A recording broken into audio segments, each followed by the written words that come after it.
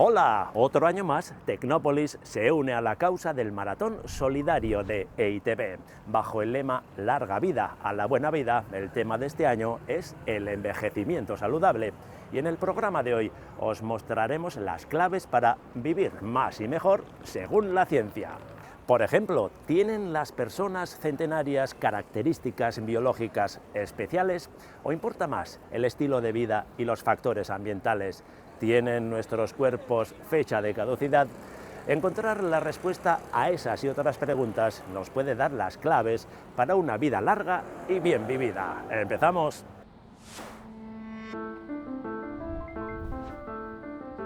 El Instituto de Investigación Sanitaria BioGipuzkoa lleva más de una década investigando el envejecimiento y las enfermedades relacionadas con él. Su objetivo es conocer la biología del envejecimiento, a la vez que estudian los factores que influyen en la calidad de vida de los últimos años. Ainhoa Alberro Garitano es investigadora en el campo de las neurociencias. Doctora en biología molecular y biomedicina, ha investigado, entre otros temas, los biomarcadores del envejecimiento y el deterioro del sistema inmunitario. Hoy le preguntamos sobre las consecuencias que tiene el paso de los años en nuestro organismo. Kaixo Ainhoa. Kaixo. Ahora mismo, aquí sentados en nuestros cuerpos, se están produciendo procesos de envejecimiento, ¿verdad? Sí, así es. Podríamos decir que el envejecimiento es un proceso continuo, que en general ocurre de una forma bastante lenta, pero de manera continuada. ¿Es cierto eso de que empezamos a envejecer desde el momento en que nacemos? ¿Hasta qué punto? Yo igual distinguiría, sí que es verdad que el envejecimiento, digamos, cronológico empezaría en el momento en el que nacemos, pero desde un punto de vista biológico yo tal vez distinguiría una primera fase de desarrollo y maduración y después entraríamos en envejecimiento. Acabas de mencionar la biología. Desde un punto de vista biológico, el proceso de envejecimiento no es algo único, ¿no? Un solo proceso, ¿no? Hay un montón de procesos implicados. ¿De qué procesos hablamos? Sí, es verdad que el envejecimiento es un proceso universal, pero heterogéneo. Entonces, el envejecimiento se da de forma diferente en unas personas y en otras. A unos nos puede afectar más el apartado cognitivo, a otros el apartado físico. También podemos distinguir, por ejemplo, entre el envejecimiento que se da en nuestro cerebro, el que se da en nuestros músculos, pero también tenemos que decir que son procesos que están relacionados entre sí. Entonces, lo que intentamos es entender el envejecimiento en su conjunto en nuestro organismo. Profundicemos un poco más en esos procesos biológicos. ¿Cuáles podrías mencionar especialmente? Sí que es verdad que, aunque es un proceso heterogéneo, se distinguen varias características, digamos, que son comunes al envejecimiento en la mayoría de nosotros. Y tal vez podríamos destacar el desgaste de los telómeros. ¿Y qué son estos telómeros, verdad? Pues digamos que es en el ADN, en nuestro código genético, esas terminaciones de los cordones, si visualizáramos el ADN como un cordón. Entonces, esas terminaciones se van desgastando. Por eso decimos que los telómeros se acortan y las células envejecen. Pero hay ciertas características diferentes. También sabemos que la respiración celular se ve afectada y no es tan eficiente tampoco, o que las células se dividen de una forma diferente. Son varios los factores que afectan a nivel biológico el funcionamiento de las células. Y el cerebro también envejece, ¿no? Sí, completamente, como el resto de los órganos. Pero esos procesos ocurren de modo diferente en tu cuerpo y en el mío, ¿no? Hay gente que vive un montón de años y otros apenas unos pocos, ¿no? ¿Por qué esa diferencia? Sí, es lo que decíamos, es un proceso muy heterogéneo y estamos trabajando en saber por qué ocurre de manera diferente en unas personas y en otras.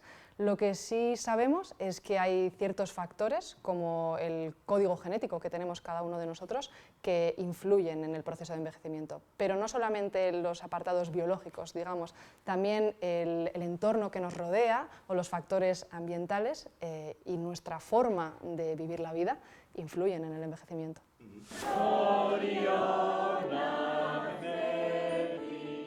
Para un ser humano, cumplir 100 años es excepcional. Menos del 1% de la población supera esa barrera temporal. Por esa razón, el estudio de ese grupo de personas puede ayudar a entender los procesos de envejecimiento. Se considera que la vida máxima que una persona puede vivir está entre 115 y 120 años. La vida media suele estar rondar entre los 80 y los 85. Llegar a centenario significa que casi estás un 20% de vida por encima de la vida media, y eso ya per se hace que sea algo excepcional. Y entonces, en los últimos 15 o 20 años se ha dedicado a investigar por qué o qué características tienen. Conocer los mecanismos biológicos de esas vidas tan largas es el objetivo de un proyecto del Instituto de Investigación Sanitaria BioGipuzkoa. Si comparásemos a los seres humanos con coches, lo que quieren saber es si ciertas unidades tienen características de fábrica que las hacen más duraderas. Primero han analizado las historias clínicas de las personas centenarias y han observado que en términos generales gozan de mejor salud, padecen menos cánceres y los que tienen son menos agresivos. Además, la metástasis les afecta menos y también fueron más resistentes al coronavirus. Y luego hicimos otra aproximación, que era entender la biología de los centenarios, porque hay estudios que sugieren que los centenarios tienen unas biologías, unas características moleculares que hacen que lleguen a centenarios, pues porque tienen una biología antienvejecimiento. Hasta ahora se han buscado pruebas de esa biología antienvejecimiento partiendo de muestras de sangre, pero la investigación de BioGipuzkoa se ha centrado en el cerebro, concretamente en el hipocampo. Han analizado la expresión de más de 50.000 genes en muestras de personas jóvenes, viejas y muy viejas. La acumulación de metales pesados es uno de los procesos que se asocian al envejecimiento del organismo. Entonces, lo que nosotros vimos fue que el proceso de homeostasis o de protección frente a la acumulación de los metales pesados está aumentado. Es decir, los genes responsables de la limpieza de los metales pesados en el cerebro trabajarían mejor en personas centenarias, y eso se ve. La proteína llamada metalotioneína, resultado de la expresión de esos genes, aparece en mayor cantidad en muestras de personas muy viejas. Lo han replicado en cultivos celulares y pretenden comprobarlo en breve en modelos animales. El objetivo a largo plazo sería encontrar algún método farmacológico que potenciase la sobreexpresión de esa proteína. Son ideas futuras que podrían llegar a ser herramientas para retrasar el envejecimiento. Por ahora, lo que hemos hecho ha sido una generación de conocimiento que creo que puede ser interesante para el futuro y que nosotros pues vamos a seguir investigando.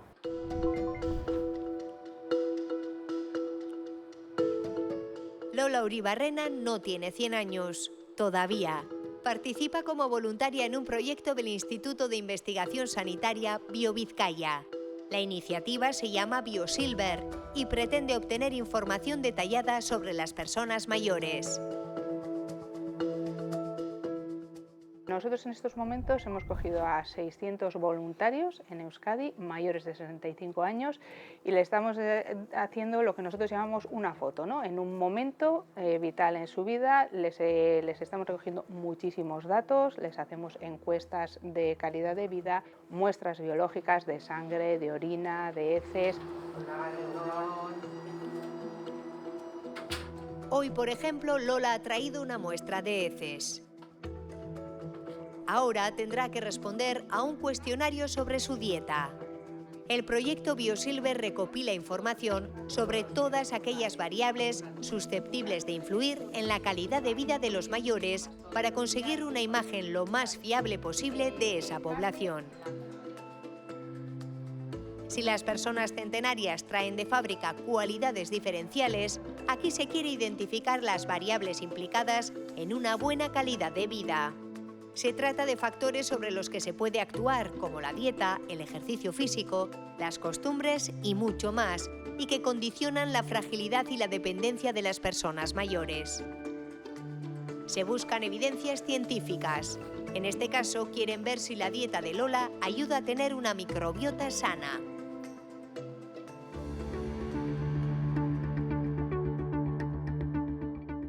Este es Carlos Soria.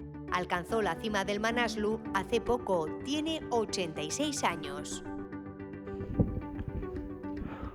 No pretendemos que toda la gente de 80 años suba 8000, pero lo que estamos cogiendo es una muestra muy heterogénea para ver realmente qué condicionantes son los que hacen que una persona con 86 años pueda subir un 8000 o vivir en un caserío en Guernica con una calidad de vida estupenda y ser muy autónomo. Eso es lo que queremos ver para luego esas pautas generalizarlas en el resto de la población.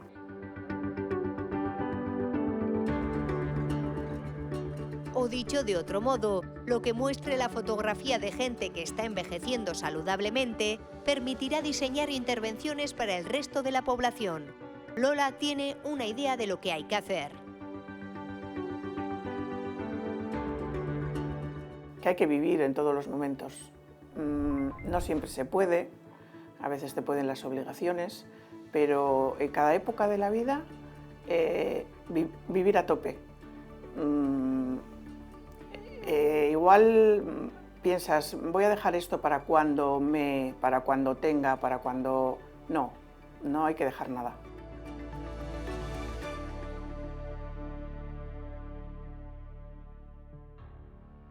Ainhoa, los últimos estudios muestran que el llamado, entre comillas, mundo avanzado está ralentizando el aumento de la esperanza de vida, ¿no? Según los avances que se produjeron en el siglo XX, se preveía que a principios del siglo XXI estaríamos en torno a una esperanza de vida de unos 100 años, que no ha sucedido, ¿no?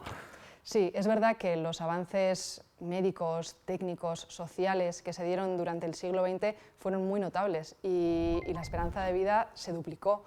Entonces, es verdad que ralentizar, se tenía que ralentizar. No podemos pasar en el siglo XXI de 80 a 160 años de esperanza de vida, pero también diría que al final son predicciones.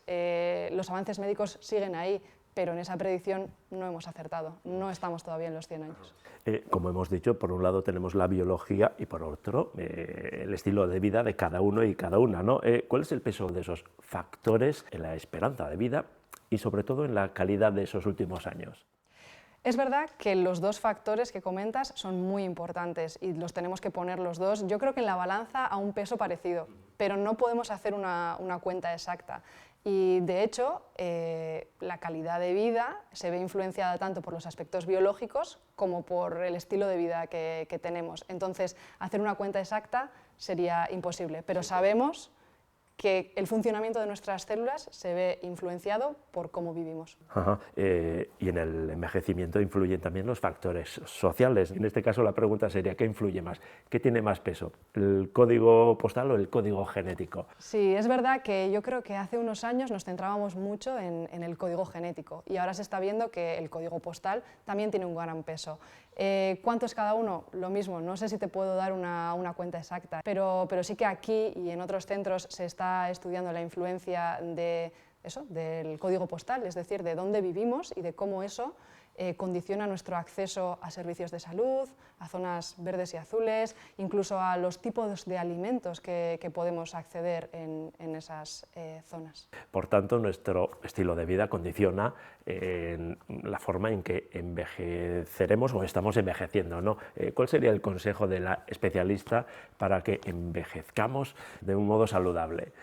Pues no sé si me atrevería a dar un consejo concreto, pero sí que creo que tenemos que destacar que tenemos que hacer lo que esté en nuestra mano. Y bueno, en base a lo que hemos comentado, lo que está en nuestra mano sería comer mejor, descansar, bajar el nivel de estrés, son cosas que se dicen fácil. Se dice fácil, pero cumplirlas pero es otra cosa. Sí, lo que sí que creo que también tenemos que mencionar es que, aparte de lo que está en nuestra mano, quedan otras cosas que no están en nuestra mano, pero que son muy importantes, como es seguir avanzando en una investigación de calidad y con recursos suficientes, porque en el fondo, pues, sin ciencia no hay salud.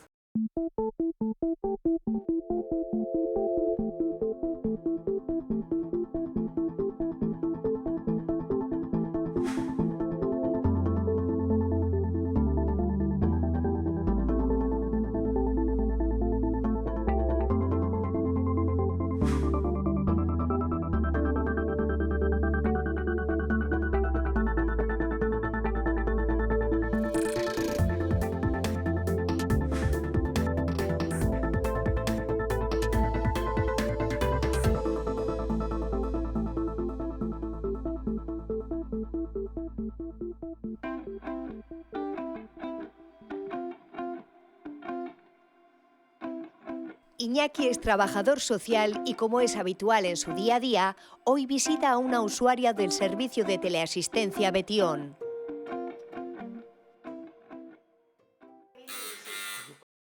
Qué guay. A ver, ¿quién es? Hombre, Iñaki, buenas tardes. ¿Cuánto tiempo? ¿Qué tal? ¿Cómo estamos? Bien, tirando, sin novedad en el frente. Inma vive sola y lleva consigo el aparato de teleasistencia. Si tiene cualquier problema, puede pulsar el botón que lleva colgado al cuello y desde este altavoz recibe la respuesta de un teleoperador ofreciéndole la ayuda que necesita. Está bien, porque para la gente que vive sola como yo, que no tiene movilidad muy buena de andar y todo eso, está bien. Y luego te llaman a cada 15 días y preguntan qué tal estás, si le necesitamos y tal. Por ahora no lo he tenido que utilizar. El proyecto Betión llega a cerca de 80.000 personas, pero desde el Gobierno vasco y la Fundación Adinberri han querido dar un paso más. Quieren integrar nuevas tecnologías en el sistema de teleasistencia para adelantarse y predecir las necesidades de los usuarios. El objetivo principal de este proyecto es que las personas que viven en su casa sean cada vez más autónomas y vivan de forma segura en sus hogares. Estas nuevas tecnologías basadas en la inteligencia artificial, en la IoT o el Internet de las cosas, en el Big Data y en el modelo predictivo, dan como resultado eso, precisamente pues esas situaciones, identificar esas situaciones de manera precoz y de esta manera pues intervenir preventivamente, antes de que ocurran las cosas. Este proyecto piloto de teleasistencia predictiva tiene como objetivo identificar de manera precoz varios casos de uso. Personas que puedan estar en situación de soledad no deseada, que puedan tener deterioro cognitivo en fases incipientes o personas que tienen riesgo de caída, entre otros. Este proyecto piloto se ha aprobado durante 1 año y medio en 200 viviendas de Oarsoaldea. Han instalado diversas tecnologías en los hogares para recoger los datos de uso y desarrollar una plataforma de teleasistencia predictiva. Una de las tecnologías que han probado es el reloj inteligente. El reloj al final es una tecnología muy sencilla, pero muy importante dentro del servicio de teleasistencia, porque saca la teleasistencia del domicilio de los usuarios a la calle. Incluye un GPS con una geolocalización y un botón de emergencia que al pulsarlo, ya sea dentro del domicilio o ya sea fuera del domicilio, nos puede decir dónde está el usuario y se puede hablar a través del reloj. Parece que has sufrido una fuerte caída. Iniciando llamada al servicio de emergencia. Buenas. No me encuentro bien, no sé qué me pasa. Aparte de la geolocalización, el reloj también incluye un detector de caída, tiene un sensor que al hacer un movimiento rápido detecta que el usuario ha podido caerse y automáticamente se generaría también una alarma de caída que nos avisaría qué es lo que le ha ocurrido al usuario y dónde. También han instalado varios sensores de movimiento en distintos puntos de las viviendas. Se han instalado en domicilio varios detectores de movimiento. Tenemos el de la puerta de entrada, que nos va a localizar cuando la usuaria entra y cuando sale. Después se coloca otro sensor encima del frigorífico y luego tenemos diferentes sensores en habitaciones. Este sería el de la cocina. Han instalado sensores en el baño y junto a la ducha e incluso en la habitación. Los sensores recogen los movimientos de los usuarios y a partir de esos datos el sistema registra su rutina diaria. El objetivo es que se genere una alerta cuando esa rutina cambie. Una persona con un deterioro cognitivo que sigue una rutina, en el momento en que se salta esa rutina, puede generar una alarma, como puede ser abrir la puerta de casa a las 4 de la mañana. Y luego se está utilizando también en casos de soledad. Si esa rutina se rompe, por ejemplo, no abriendo la puerta del frigorífico en un largo periodo de tiempo, puede determinar que esa persona pueda estar teniendo alguna crisis, algún problema de ánimos. También han testado tecnologías de reconocimiento de voz para identificar casos de soledad o deterioro cognitivo. Durante un minuto me tienes que decir todos los animales que se te pasen por la cabeza. Pongo a grabar, preparados, sí. Listos, ya. Perro, gato, caballo, serpiente, mosca. La inteligencia artificial que repasa esas grabaciones identifica desde el tono de voz del usuario hasta la manera que tiene de ordenar las palabras, de hacer grupos de palabras, de generar una frase y nos puede anticipar o nos puede decir si esa persona puede estar sufriendo un posible deterioro cognitivo o en el caso de soledad nos puede estar diciendo si esa persona está entrando en un periodo depresivo importante. Mediante estos ejercicios que realizan en la tablet, las personas mayores entrenan sus capacidades cognitivas. Están dirigidas a personas que presentan los primeros síntomas de deterioro cognitivo o que viven solas. Un algoritmo determina la capacidad del usuario y le propone ejercicios adecuados a su nivel. Todas estas tecnologías están en fase de prueba. Están recabando datos para seguir desarrollando los modelos predictivos y siguen trabajando para integrar todas las tecnologías en una única plataforma. La materia prima aquí son los datos y por eso hace falta muestra y duración en tiempo para crear esos modelos predictivos que decimos. Y luego otro de los retos también en este proyecto hemos visto claramente es que se ha recogido toda esta información, estos datos en una plataforma y esos datos también tienen que ser interoperables con el actual sistema de Betion, de manera que toda esa información se vaya añadiendo al servicio de teleasistencia y, como decimos, podamos dar un servicio más preventivo. Un servicio que pretende fomentar la autonomía de las personas mayores utilizando nuevas tecnologías.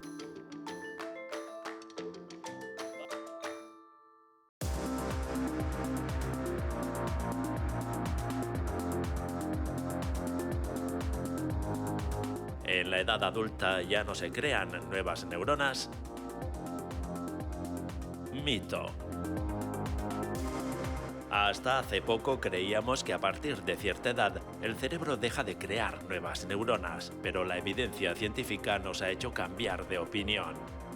El proceso mediante el cual el sistema nervioso crea nuevas neuronas se llama neurogénesis y se produce a partir de las células madre del cerebro.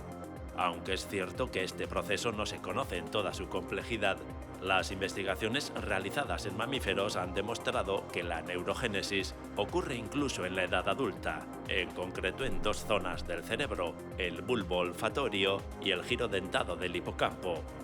Es cierto que la neurogénesis adulta es mucho menor que la producción masiva de neuronas durante el desarrollo embrionario, pero las investigaciones más recientes sostienen que el cerebro mantiene su plasticidad durante toda la vida, lo que explica la gran capacidad de adaptación del ser humano.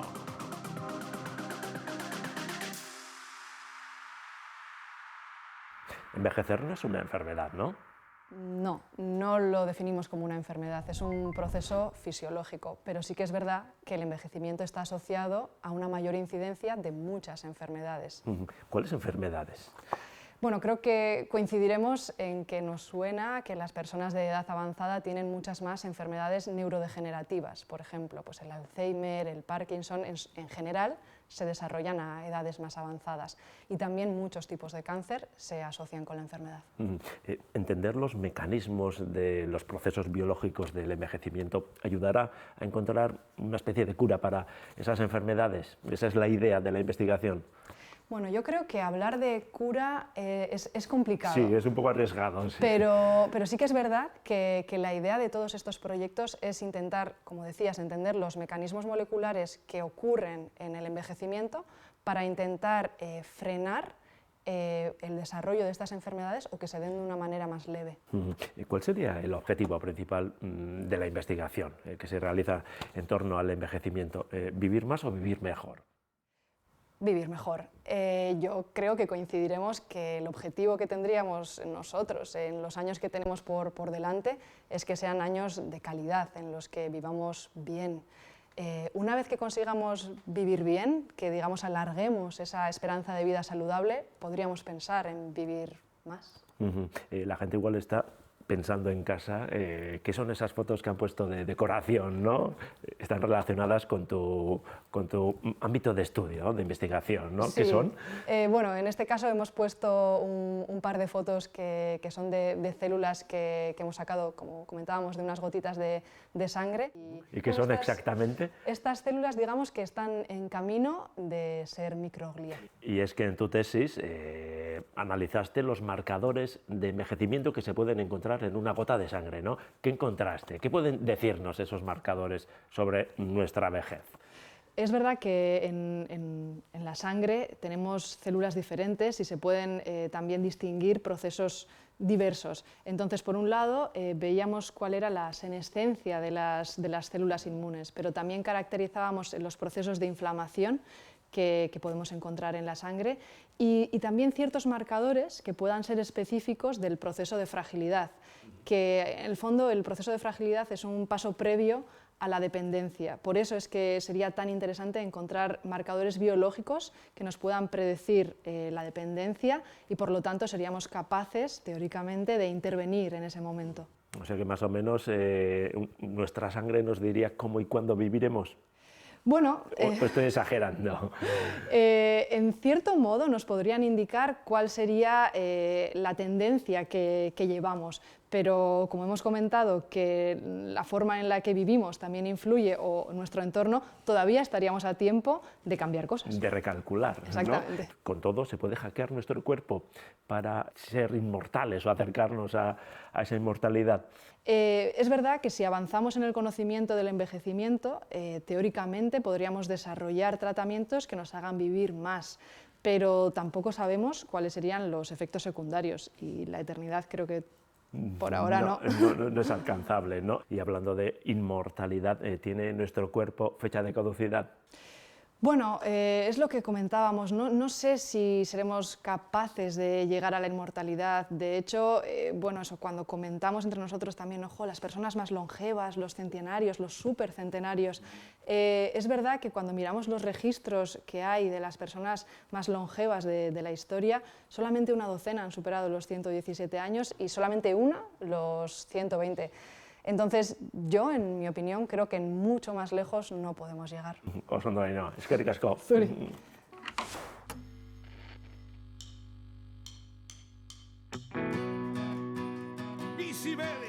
El programa de hoy supone el pistoletazo de salida del maratón solidario de este año. Os hemos dado consejos para envejecer saludablemente y todos los programas del grupo EITB se sumarán a lo largo de la semana a ese objetivo.